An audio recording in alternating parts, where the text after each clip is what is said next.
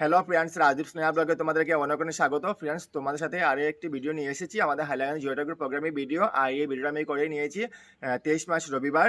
জিওটাগ্রুপ programme ছিল, তাই আমি প্রোগ্রামে গিয়েছিলাম, ভিডিওটা করে নিয়েছি, কিন্তু ভিডিওটা আমি আপলোড করতে একটু লেট হয়ে গেছে।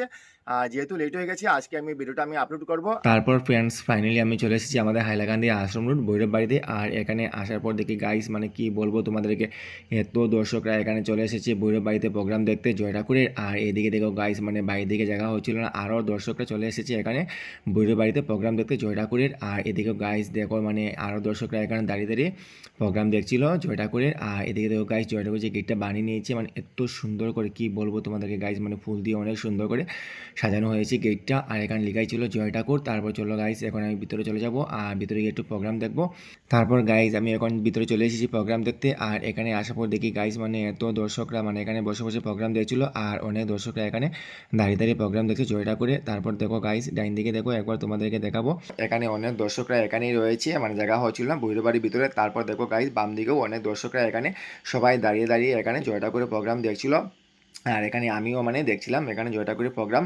আর অনেক ভালো লাগছিলো এখানে দেখতে, আর খুব সুন্দর লাগছিলো দেখতে। তারপর চলো গাইস এখন তোমাদেরকে দেখাবো আমাদের জয় ঠাকুর মহাবীর, জয় ঠাকুর মহাবীরকে। আর সবাই আসার পর এখানে দর্শন করে জয় ঠাকুর মহাবীরকে। তারপরে এখনো গাইস দেখো আমাদের বৈরবের ভিতরে যে শিবলিঙ্গ রয়েছে, আর এখানে অনেক দর্শকরা বসে বসে সামনে জয় ঠাকুরের প্রোগ্রাম দেখছিল। তারপর আমি চলে এসেছি আমাদের ভৈরব স্থানে। আর এখানে মানে ভৈরব বাবা রয়েছেন, আর অন্যান্য দেবদেবীরাও রয়েছেন। আর তারপর আমি চলে এসেছি আমাদের যে ভৈরব বাবা এখানে যে বিরাজমান। আর এখানে আমি আসার পর ভৈরব বাবাকে দেখে মানে অনেকটা ভয় লাগছিলো দেখতে। আর তোমাদেরকে দেখো, তোমরাই দেখলে ভয় পাবে ভৈরব বাবাকে দেখতে। আর এখানে রয়েছে আমাদের শিবলিঙ্গ, ত্রিশূল রয়েছে, আর এখানে শিব বাবার মানে মহাদেব একটি স্থান রয়েছে এখানে। তারপর এখানে রয়েছে আমাদের যজ্ঞ স্থান, আর এখানে যজ্ঞ হয়েছিল। তো ফ্রেন্ডস চলো এখন আমি একটু বসে বসে প্রোগ্রাম দেখবো, আর তোমরা এই প্রোগ্রাম দেখবে ভিডিওটা স্কিপ না করে।